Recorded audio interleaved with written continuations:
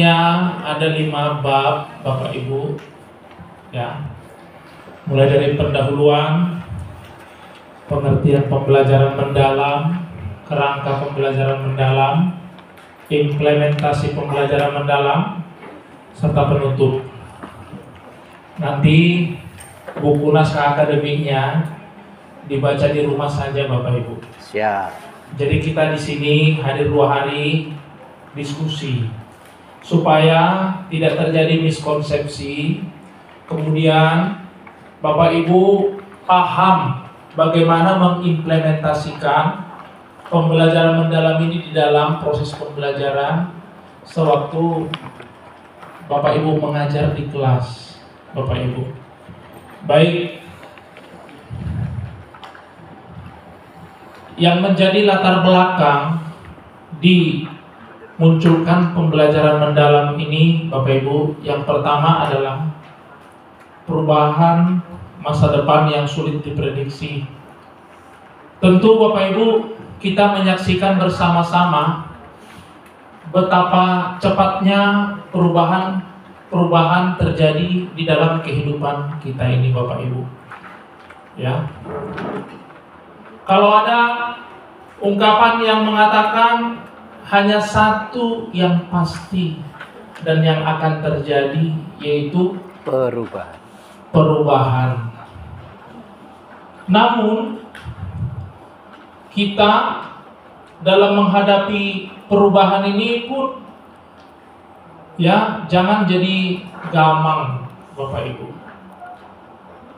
Artinya kita sebagai guru harus adaptif, mampu menyesuaikan diri, mampu mempelajari hal-hal yang baru.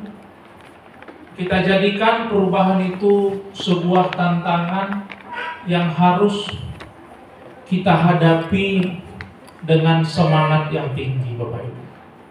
Kita ketahui pada masa sekarang banyak profesi yang sebentar lagi akan hilang atau musnah oleh karena kemajuan ilmu pengetahuan dan teknologi, Bapak Ibu.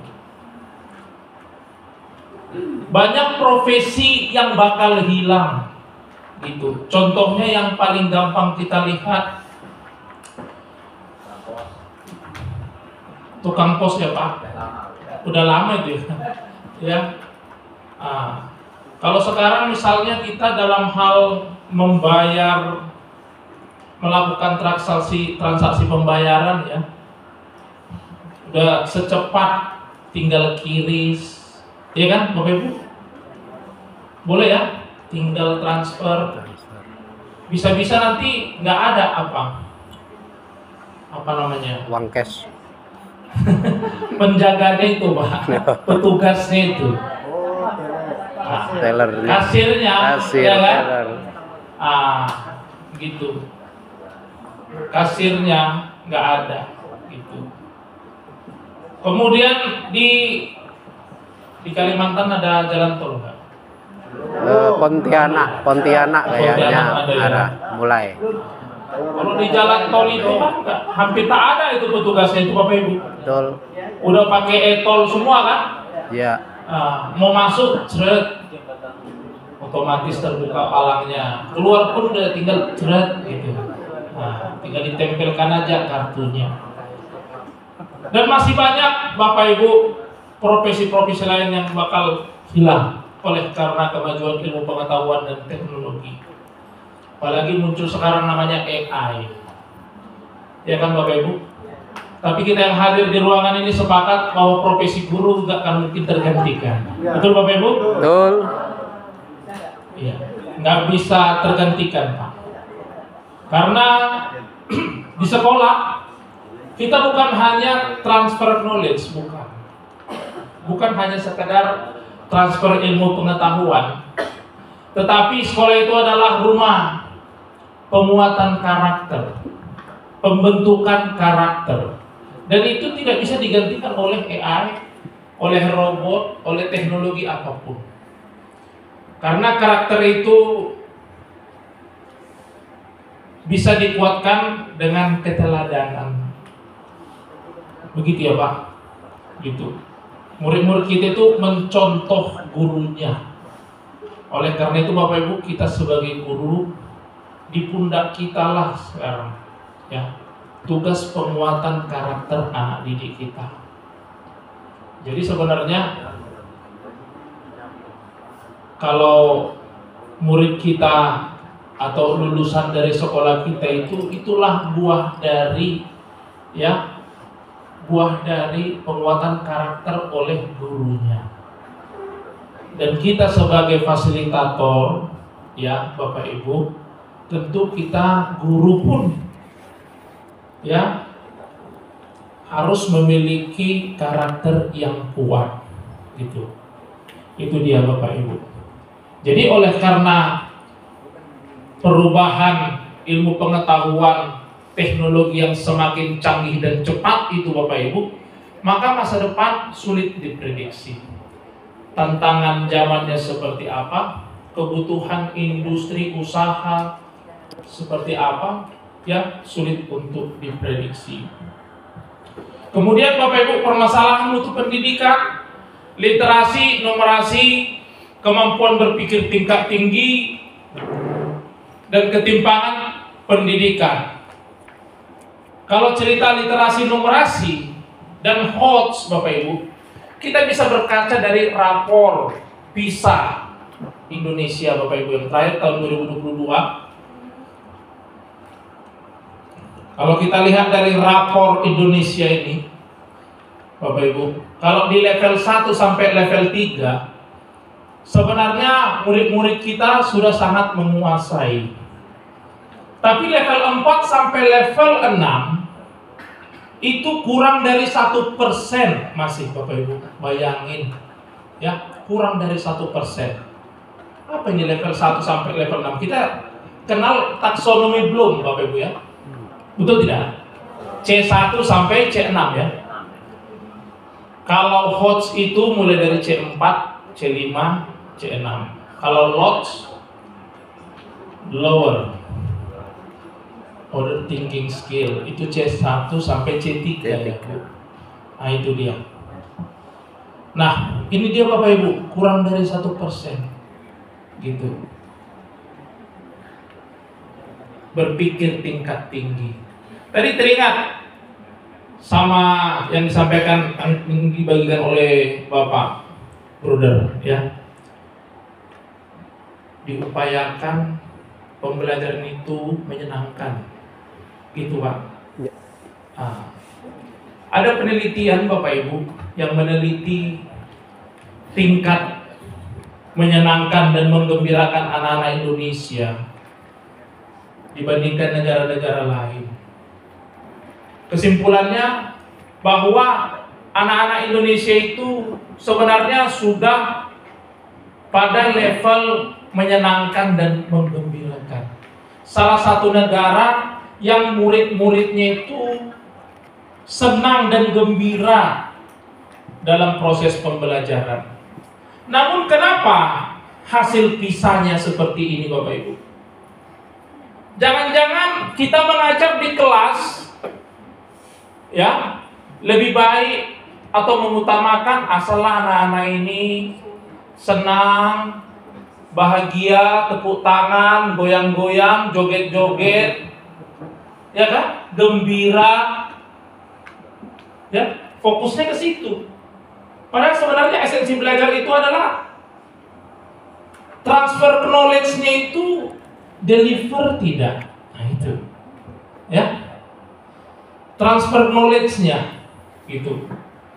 Ilmu pengetahuan itu berhasil enggak ditransfer oleh gurunya ke murid-muridnya.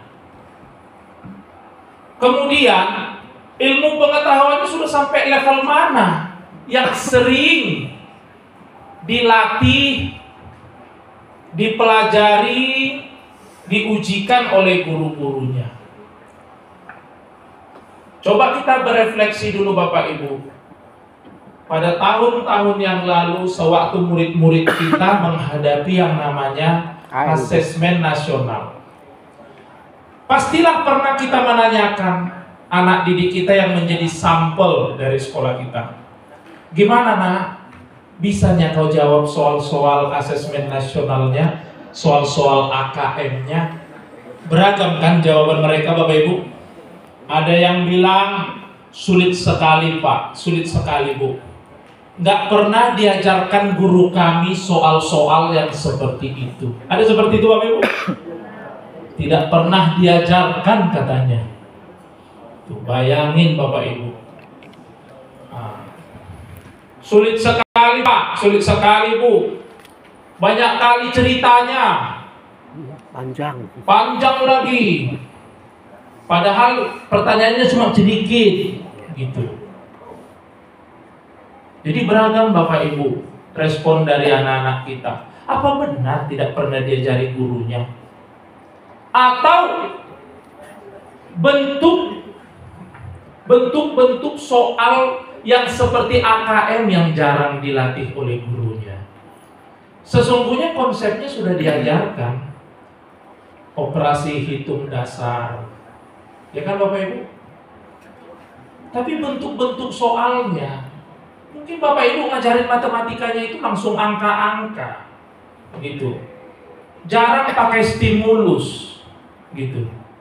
Jadi Bapak Ibu harapannya ke depan dengan menerapkan pembelajaran mendalam ini terintegrasi dengan penguatan literasi dan numerasi. Ya.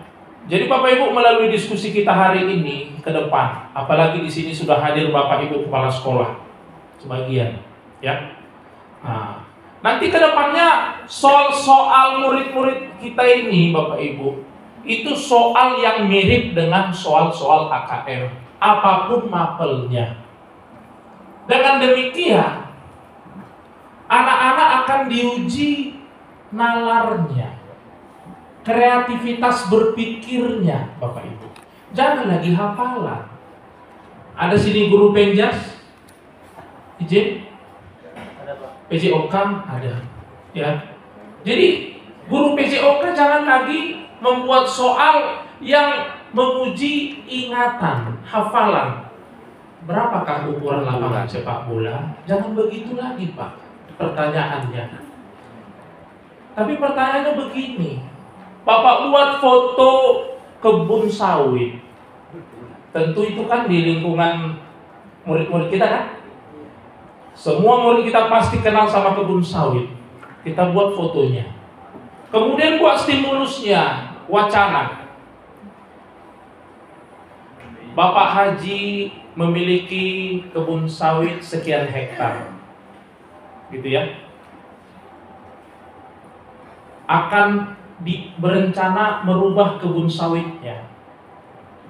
Akan dibangun beberapa lapangan sepak bola bertaraf internasional yang bertujuan untuk meningkatkan prestasi sepak bola Kalimantan Barat. Karena Pak Haji merupakan pengurus PSSI, ya, pengurus Persatuan Sepak Bola Seluruh Indonesia cabang Kalimantan Barat. Lapang Sintang. Cabang Sintang. Nah, gitu kan. Terus pertanyaannya, berapa lapangan sepak bola yang dapat dibangun di lahan sawit Pak Haji? Kan murid-murid pasti bisa menjawab itu jika mereka sudah tahu berapa ukuran lapangan sepak bola. Betul Pak? Betul tidak? Kalau dia nggak tahu ukuran lapangan sepak bola, nggak tahu dia, udah nggak tahu dia jawab itu. Kemudian dia akan mengkonversi satuan hektar ke meter kuadrat, begitu ya? Nah, begitu. Belum lagi nanti, ya, bentuk lahannya itu. Ya kalau bentuk lahannya tadi segi 4, persegi atau persegi panjang, ya, gampang saja, kan gitu kan? Jadi pertanyaan itu Pak bisa saja dia jadi jenisnya open minded, gitu. Bisa saja jawaban murid-murid ini berbeda-beda, bisa saja. Katakanlah contohnya bisa didirikan 10 lapangan sepak bola, tapi dia kan punya alasan. Luasnya sekian, kalau didirikan 10 masih mencukupi, gitu kan? Nah, kenapa 10? Kan dia bisa buat alasan. Nah, artinya Bapak Ibu, kita dalam membuat soal-soal asesmen atau soal-soal yang dilatih setiap harinya, memang boleh sih dari C1, C2, C3 ya. Artinya kan Bapak Ibu kita jangan langsung C5, C6 lah. Kalau anak-anak kita harapkan mau menguasai C4, C5 kan harus sudah aman dulu C1, C2, C3-nya, begitu ya. Namun kalau soal-soal kita itu Bapak Ibu, kalau udah soal ujian mid semester, ujian semester gitu ya, atau ujian tahunan gitu ya, kenaikan kelas, soalnya itu tentunya diharapkan soal-soal yang mirip soal AKM. Begitu Bapak Ibu. Soal yang harus dimulai dari stimulus. Jangan langsung pertanyaan. Kalau di sekolah Bapak Ibu, jumlah soal semester, ujian semester berapa soal Bu? 45. Pilihan ganda semua 45. Kemudian kalau esai 30. Berapa jam itu Bu? Saya 30. Bener. Online, legenda berarti. Berapa jam lah 45 soal? 30. 2 jam 45 soal, bayangin Bapak Ibu. Berat itu. 2 jam 45 soal. Ibu itu mapel apa yang 45 itu? IPA. Matematika 30. 30. Sebanyak itu Bapak Ibu soalnya. Nah, jadi kedepannya Bapak Ibu coba dulu dianalisis misalnya IPA nih, ya kan? Berapa tujuan pembelajaran selama 1 semester? Berapa tujuan pembelajaran? Katakanlah 15 tujuan pembelajaran dalam 1 semester. Katakan cukuplah 15 soal Bu, jumlah soal semesternya. Nggak usah sampai 30. Artinya satu soal 15. Iya, kalau soal ibu levelnya C1 ya 15 menit selesai. Iya. Jadi kalau misalnya soal ibu HOTS Bu, ya kan? Itu nggak cepat itu. Pasti dia berpikir, gitu loh. Gitu. Kalau SD itu kan misalnya ada menghubung-hubungkan, ada ya, mengelompokkan, pakai gambar-gambar gitu ya, menjodohkan gitu ya. Iya. Artinya saya katakan di sini Bapak Ibu, kalau 15-nya tujuan pembelajaran cukup 15 soal. Begitu. Artinya satu soal untuk mengukur satu tujuan pembelajaran. Tapi buatlah soalnya mirip soal AKM. Begitu.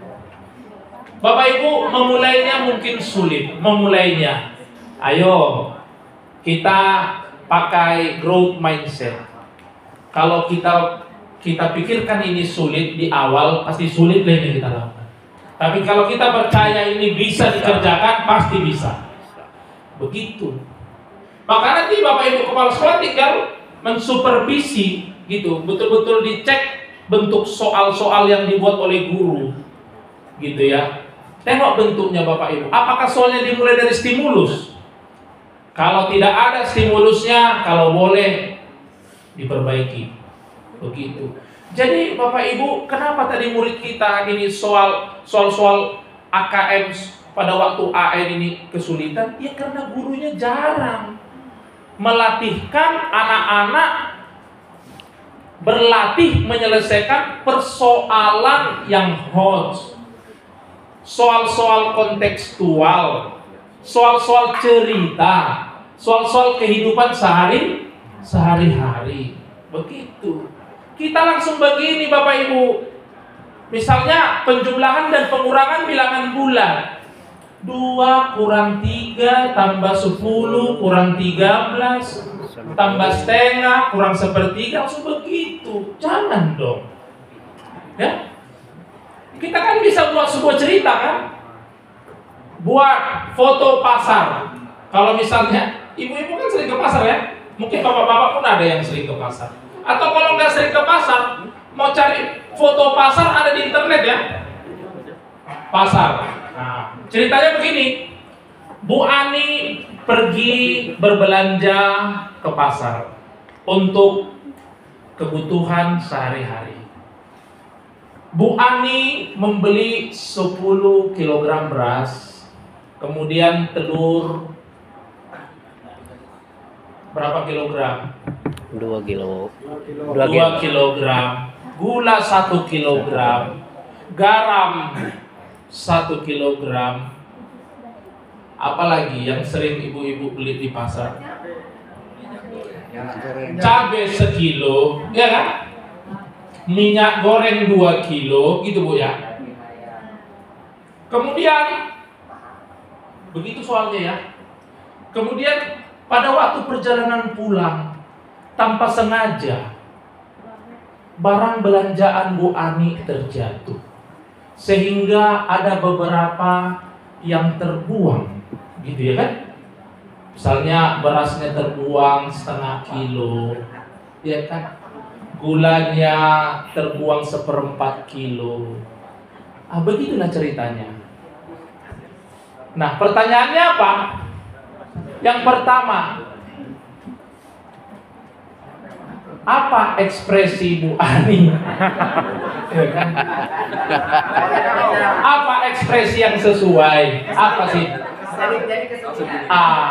Loh, itu belajar empati Bapak Ibu. Iya kan? Iya. Jadi iya, reaksi yang pas itu kan Bu Ani bisa saja bilang kesal, marah. Berarti anak-anak tahu Bisa membaca situasi ekspresi hati gitu loh. Dengan di sekolah belajar begitu, dia pulang ke rumah ditengok wajah ayahnya. Oh, ini ayah lagi bahagia nih, bolehlah minta duitnya gitu, ya kan? Oh, ini mama kayaknya ini lagi merepet-merepet, kayaknya berantem dari sama papa ini kan. Jangan diganggu deh, kan gitu kan? Nah, kan bisa saja Bapak Ibu, kita jangan melulu tentang ini ya, hitung-hitungan. Apa sih reaksi Bu Ani? Kan itu yang soal pertama. Makanya di AKM itu Bapak Ibu ada stimulus, muncul soal 1, 2, 3. Ada stimulus, muncul soal 1, 2, 3. Begitu kan? Artinya muncul 2, 3 soal dari satu cerita atau satu gambar gitu. Kedepannya begitulah Bapak Ibu, model soal yang sering kita latihkan sama anak didik kita. Itu yang diminta. Gitu. Penguatan literasi dan numerasi.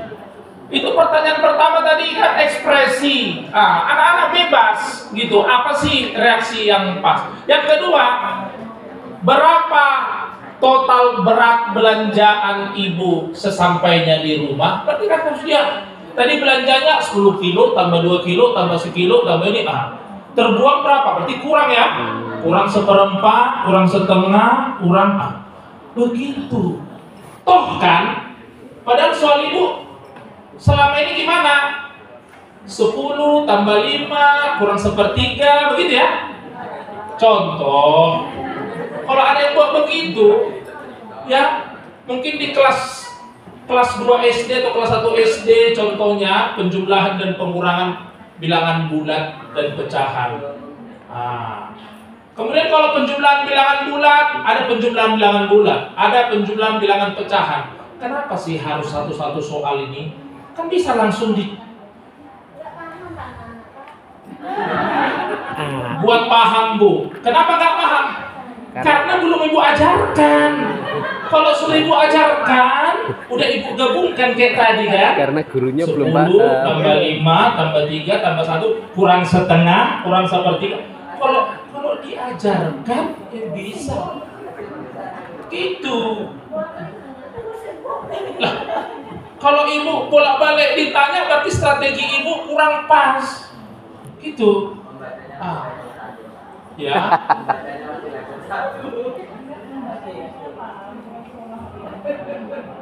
Yakinlah Bapak Ibu, ketidakpahaman murid oleh karena belum berhasil transfer knowledge-nya. Ya mungkin konteksnya di lapangan Bapak Ibu yang lebih paham, ya. Tapi yakinlah, kenapa anak-anak dibilang ibu, ya tadi nggak paham mereka Pak, kalau digabungkan penjumlahan, pengurangan bilangan bulat dan pecahan. Wah, kenapa? Ya artinya kan mereka sudah tahu dulu penjumlahan, pengurangan bilangan bulat. Ajarkan lagi penjumlahan, pengurangan bilangan pecahan. Ya tinggal digabungin buat jadi cerita. Ujungnya kan ke situ, Bu. Di awal mungkin mereka berlatih penjumlahan bilangan bulat aja, itu kan masih C1, C2 gitu ya. Penjumlahan pengurangan pecahan C1, C2. Nanti kalau mau masuk ke HOTS-nya, kan begitu kan Bapak Ibu?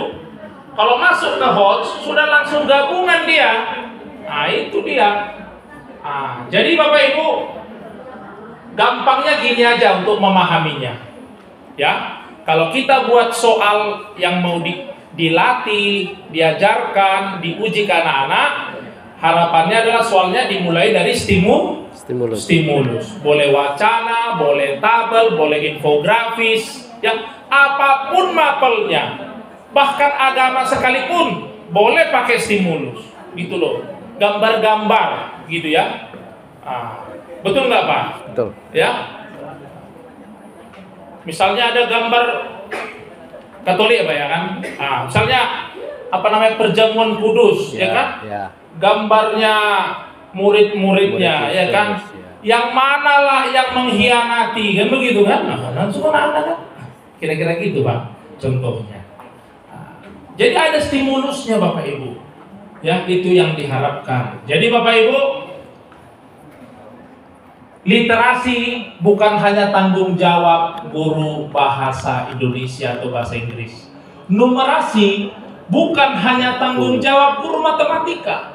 Tapi literasi dan numerasi ini adalah tanggung jawab kita bersama semua guru apapun mapel yang kita ajarkan.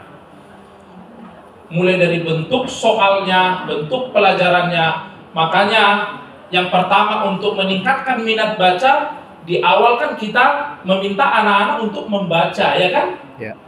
Iya, membaca buku. Bebas buku apa? Kalau mau disesuai untuk menaikkan minat baca, bolehnya anak-anak itu kita suruh membaca apa yang dia sukai.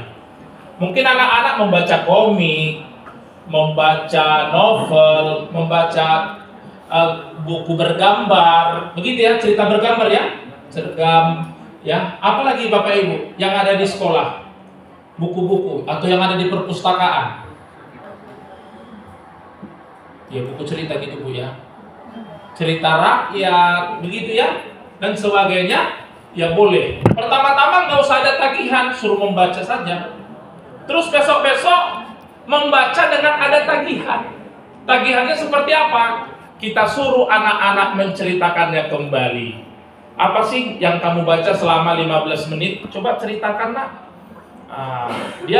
Tapi nggak usah kalau ada 15 orang satu kelas, 21 orang satu hari itu cuma untuk menceritakan, nggak usah. Artinya aja ambil sampel 1-2 orang, gitu ya.